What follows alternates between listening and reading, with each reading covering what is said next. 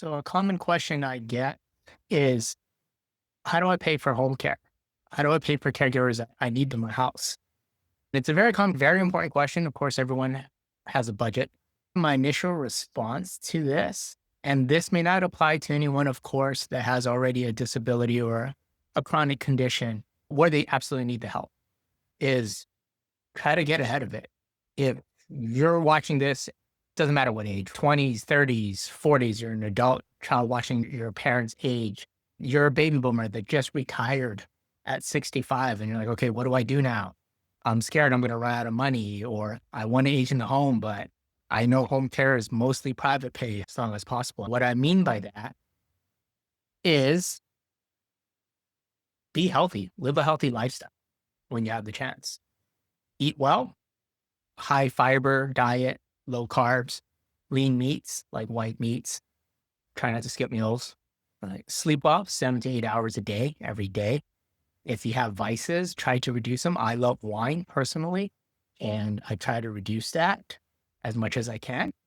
Exercise is the best medicine, and I think it truly is. I'm not great at it, but I try to do 120 minutes, 115 minutes of activity, whether it's walking or weights. Try to find something that you enjoy. If it's hiking, working into a hobby, as an example, or play tennis with friends, any kind of physical activity. So I covered eating, physical activity, sleeping, and from a mental health perspective, try to use your mind when you get a chance. Read, it could be 10, 15 minutes a day. Use that 10, 15 minutes you spend, right, before you go to sleep to either meditate, calm your mind, don't look at your cell phone, pick up a book, play some crossword puzzles, something to get the mind going, not just watching the news or social media, as an example. And then managing your stress, right? We all have stresses in life, whether it's financial, friends, family, work. That's important as well, because that seeps in really quickly. I think it's very easy in our society to think, well, I'll just take meds, right? I'll take Ozempic, which is a wonder drug. More and more research is coming out that I'm following, or I have statins to handle my cholesterol. There's a time and place for medicine, of course, but it can get expensive. The way healthcare is going in the US, I don't see it slowing down. Just there's some systemic challenges, right, around that. So again, maybe not the answer what people want to hear and coming odd from someone who owns a home care agency, but try not to use my services.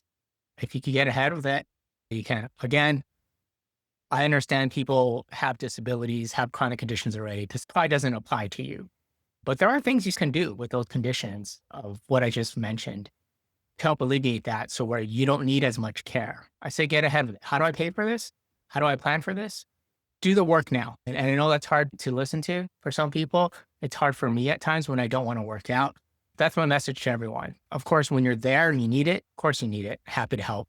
Any home care agency, happy to help. That's all I got for today. Appreciate it. Thanks for listening.